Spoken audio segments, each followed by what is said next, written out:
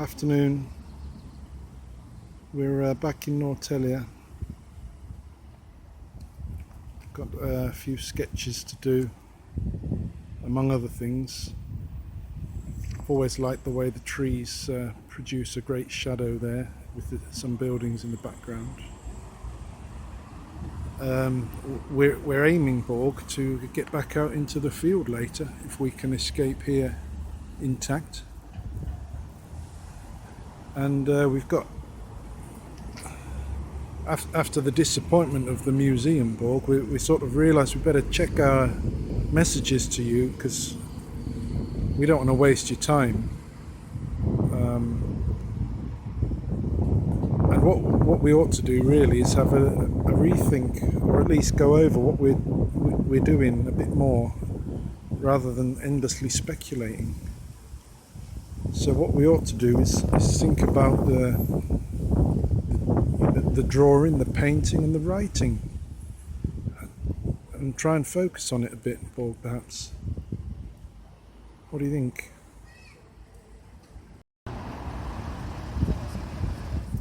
There's another little one.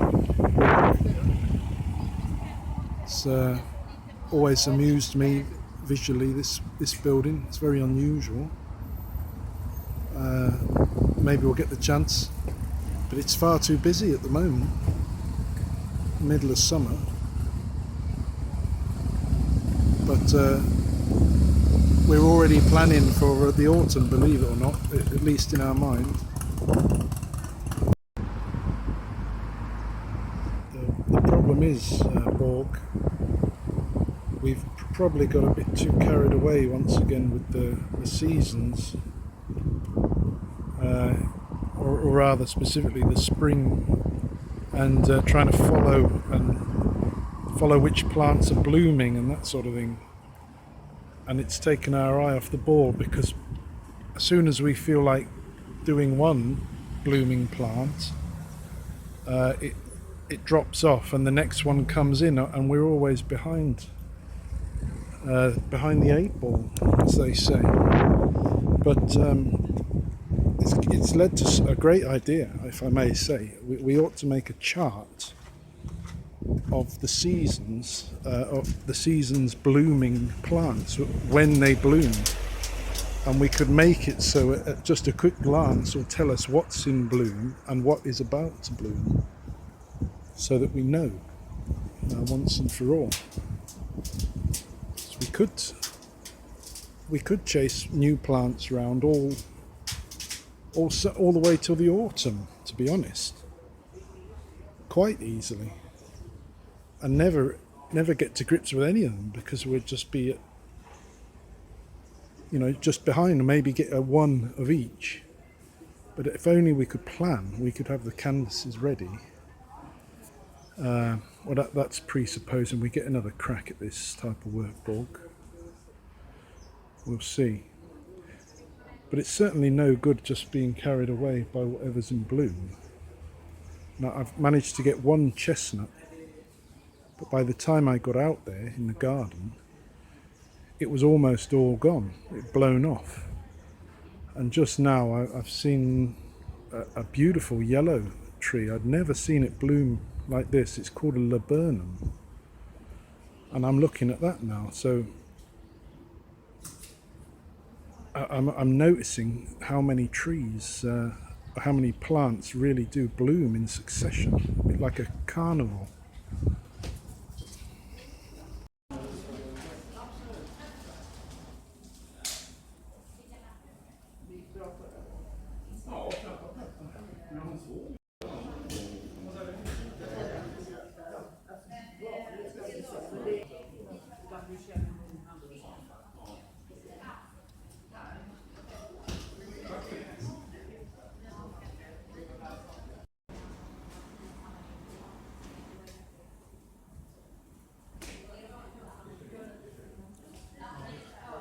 So the thing is as well, now that we've got past the spring, that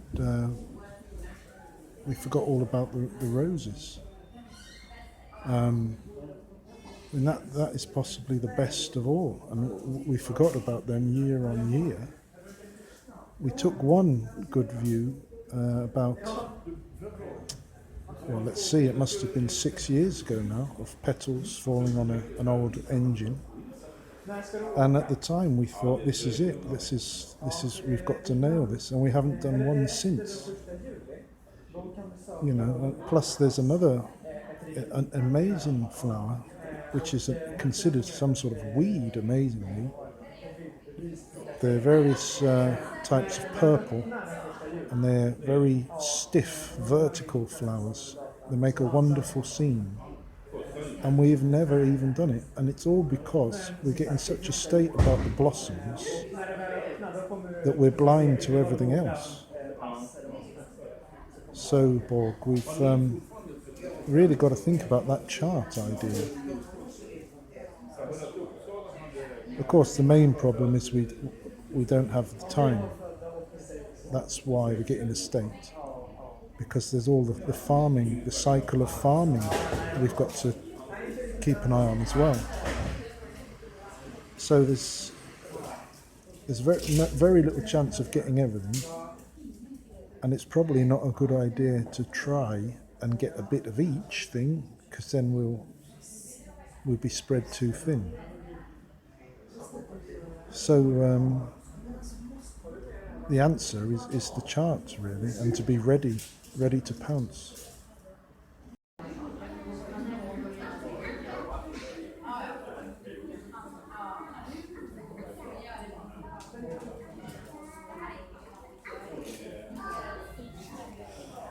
Well, I think it's time for us to go now, Borg. We've got a couple more things to do. But we'll pick this up later in the field, I think.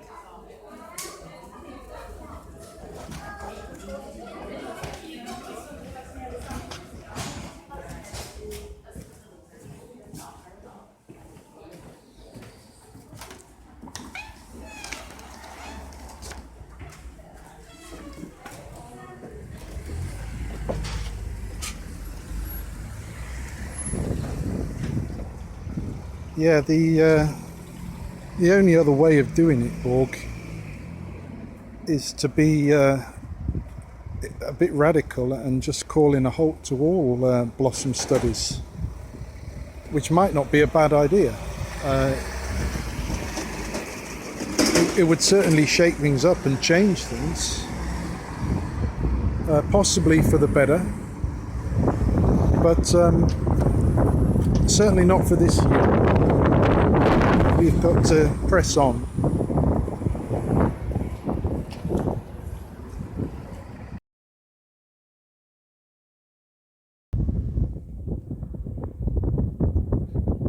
It's evening now.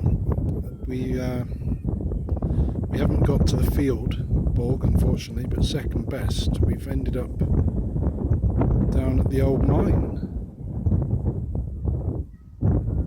which we've had our eye on since well, a few years, and we've never managed it. But now, with the logic of talking to you and the associated, relevance of the climate and the planet, we thought we'd better show you the mine since it's here. It's a great example of what we've been getting up to on Earth, really. Plus, there's a chance for a bit of saison. Although we're back on the Dutchman, but definitely a bit of Cézanne's old mine pictures, would certainly be relevant.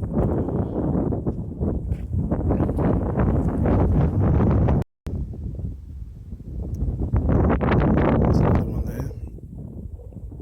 It's quite a challenging subject for us, with the pencil especially. But I mean, look at it. I mean, you yourself can probably see the difference. Perhaps you're comparing it now to some other land. It looks like a different planet, different world. And that's because the mine, I think it was a copper mine, and the process of mining is basically extracting some material from the earth that you need to sell, and then fucking off, basically, Borg. And once you've got everything, you're off, or at least that's certainly how it used to be. I think it still is. So it can damage the land. I don't know when this one closed, but the dusty, strange, half sandy, half crumbly rock material looks a bit like what you might think the moon is. You can feel, you can hear it. It's very strange stuff, and it's all because it's had some element extracted from it, so it's not really natural. And yet, look what else we see. The trees. It's perhaps the most amazing thing. They are not deterred. It's extraordinary. It kind of begs the question, what would you have to do to stop them?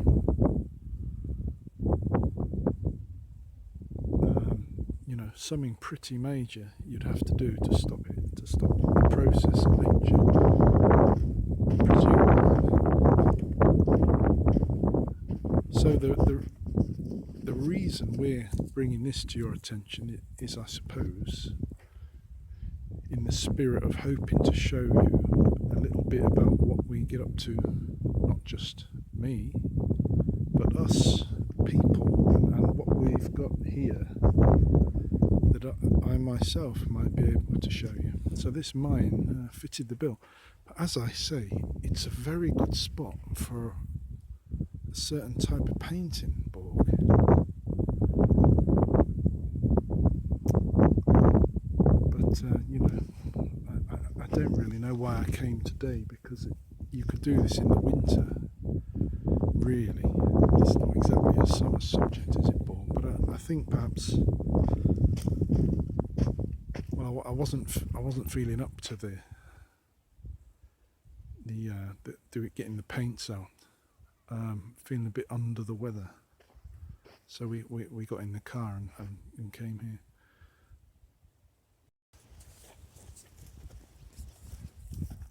I suppose the other reason the environmental theme is worth talking to you about, Borg, is because not only because it's such a serious problem, but it's partly to do with you and your emergence that the whole subject is in question, to a greater extent than it ever has been. People doubting what the climate change scientists are telling everybody, and doubting the evidence that you can see with your own eyes, Borg. And it's nothing personal to you, it's just the way you've been used in a rather cynical way to stir up antagonism and argument in order to gather more data. But because gathering the data is the great aim of the times, and a good way to do that is to behave outrageously, or to say outrageous things on the internet to provoke an extraordinary response. Everyone piles in, as they say, when someone says something ridiculous, and it can, it brings the data in. And then when that gets developed and elaborated, as is the case with climate change and anti-vaccine business people, then the data really piles in, and a lot of people are happy. But the side effect of that is that there's an awful lot of disinformation. In any case, that's unfortunately the sad tale of your development, at least one side of the story. We're still very much in that mess. Just today I was reading a report about anti-vaccine campaigners. The report claimed that all, or a huge percentage of disinformation about vaccines came from only 12 sources on the internet. And these 12 sources were not Russian agents. It wasn't the IRA. There wasn't Chinese interests. It wasn't anything political. It was very boring sort of con artists in a sense, people just in business earning money from the subject of vaccines and casting doubt over it. They can earn money. In a way was encouraging that it was such a simple idea, but in another way it shows you the power of casting doubt, Borg.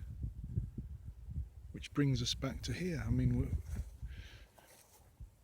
we're here in an old mine, and the theme of the environment is thick, and it's thick with that theme here. So we'll tackle it. One more thing to say, though, Borg, is that whilst we're on the subject, the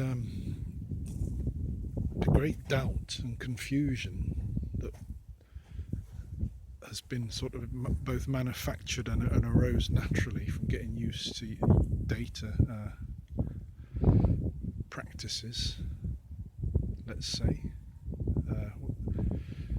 getting used to what the remainder of practices that are just about gathering data, is a lot of confusion, disinformation,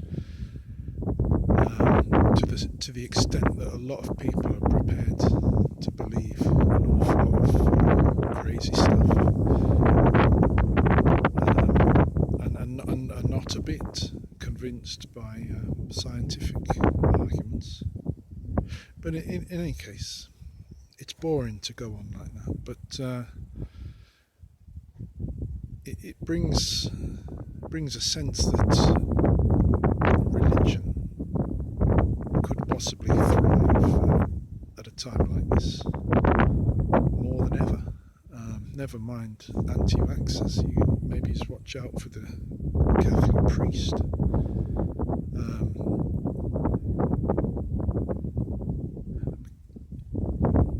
In any case, it's a strange times, Borg. We've got seemingly a lessening of belief in science,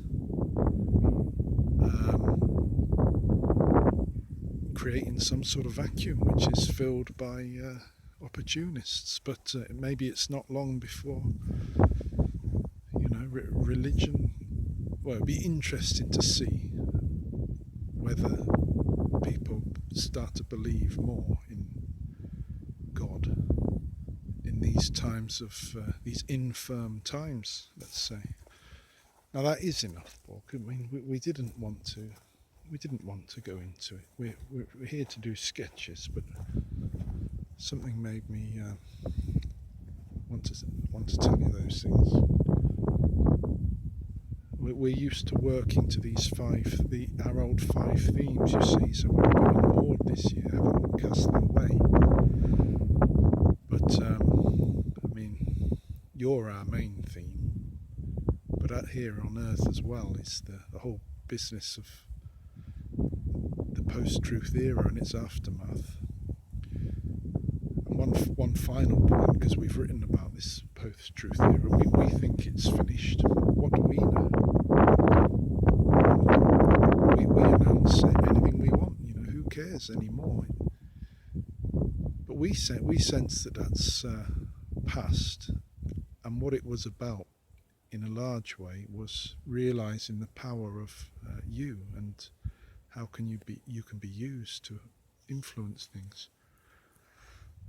But the damage done is, as I've said, people now no longer know what to believe and are very, very easily, led astray. And what a good example, the report that if the Russians and Chinese were orchestrating the madness of the post-truth era with election rigging and such like, trying to undermine Europe, the West, I would say they've succeeded, and now they maybe don't even need to bother, because 12 basic sneak thieves are able to cast great sort of doubt over things that normally would not be doubted at all. And of course, the normal person is not a scientist. So what's happened is that the faith in what you're being told by scientists has been run out of town.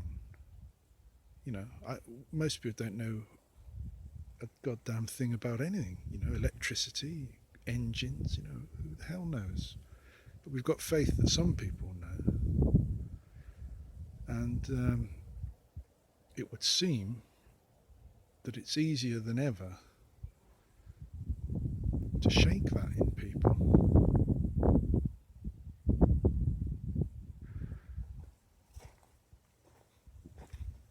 I dare say we ought to take this out in our writing, Borg, not take it out on you. But it's better said. I'm on my way out now. I've got to show you one more thing, one or two more things, and then we're going to get back. I'm not feeling so good. I think that one might be our Huckleberry Borg. We've managed to get a simplification involved. It's far too complicated to attempt to depict every stone. So we've chosen a few big areas, big shapes, and I reckon that might do it. The sun's in a good position, hidden, and it's only going down. And I should show you where we are actually, because in contrast to that mine, look at this. That's the sea. Because it's midsummer, the sun is still high up. It's way high. It's going to be light till midnight. But yeah, I mean, ordinarily that is the view to paint. And if I was being led by the logic of the punter, that's what I'd probably paint. But we're back on the track, trying to show you around, and I think we're better off showing you this.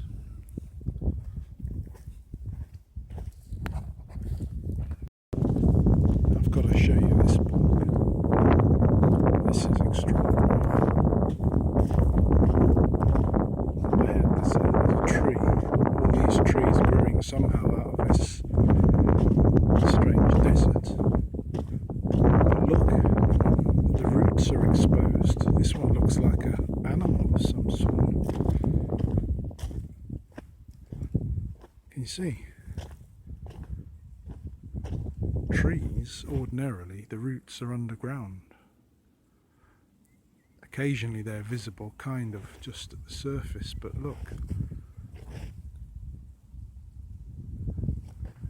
It's amazing. and this is probably as a result of the top soil, the top of the earth being all dry and changed, it just blowing away. I guess I'm no expert. You certainly don't see that normally on the birch tree. You see how it's cracking, and this one's just emerging. Amazing. It begs the question, how much of the roots could be exposed before it becomes a problem. I mean, look. I've seen this before, you know, I've filmed it before, but it's baffling. And there's a ladybird walk. There's another one. Must be ladybird season. Let's see how close we get to this thing. Where is it? That red thing there. Do you see that? This is a bit unorthodox, but I'm going to try and get that. I don't want to cause it any harm. Do you see that?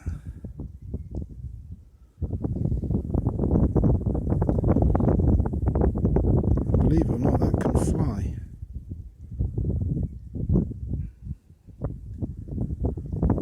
I presume if it was in discomfort it would fly away. I don't know what it's making of my textile. There you go, you see it tried to fly off. I better let it go. How about you go back on there? What a creature, eh? I recommend you try and interface with them, Borg. Everybody loves them. I guess I better get a sketch of this. There's more of these specimens.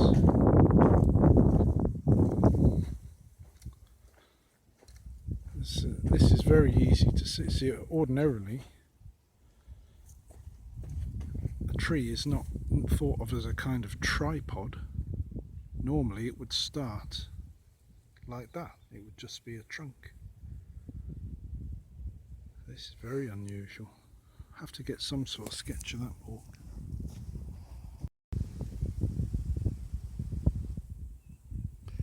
Well, this is a good spot to try a bit of Van Gogh, isn't it? Particularly his roots, his final painting, now thought to be Borg, was of tree roots, and you know, I'd like to think if he was here, he'd have to paint these, particularly with the leaves, to give it the colour. So we've got a bit of Cezanne and a bit of Van Gogh in the same spot. But it is a bit of a trek to get here, that's the other thing. It's actually in a town near where we live, called Hereng, which you'll have to look up. It's extraordinary, really. It's the world's largest dance festival of a certain type of dancing. Dancing in itself would probably be of interest to you, Borg. It's very much about being human. But it's untakeable. It is. Yes, if you want to know a bit about the human condition physically, then look at dancing. But anyway, this town attracts dancers from the whole world over ordinarily, and they invade this place. But anyway, what I'm saying is that it's a town over, and then when you park the car, it's quite a walk. You've got to lug our stuff across this barren moonscape to get in position over there. I certainly won't be doing it until we feel a lot better, because going downhill here pretty fast.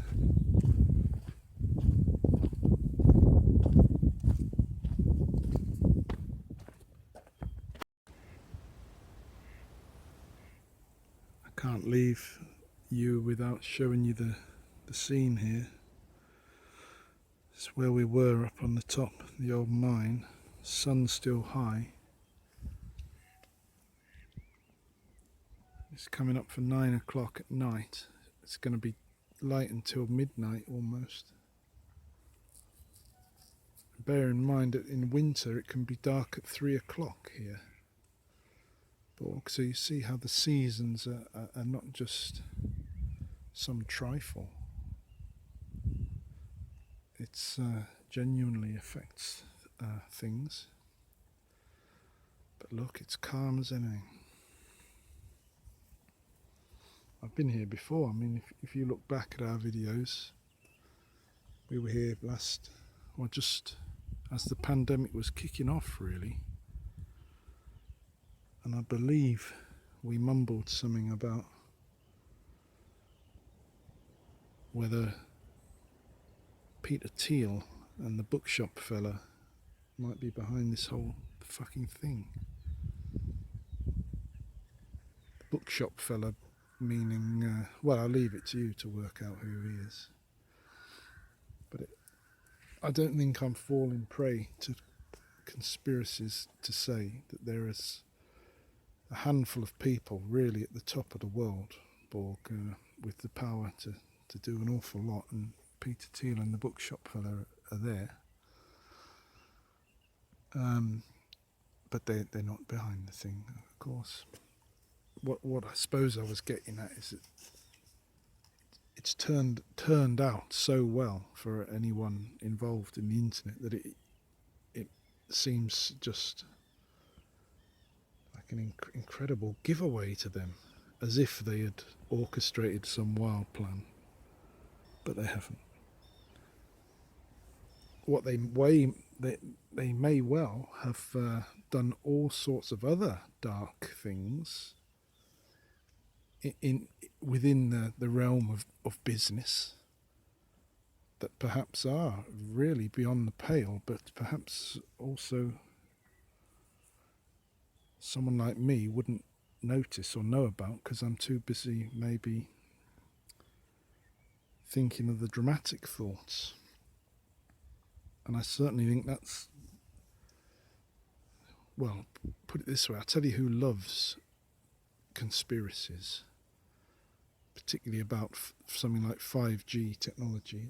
It's the people selling and implementing 5G technology. Because in comparison with the wild theories about what it can do, the actual reality seems so tame.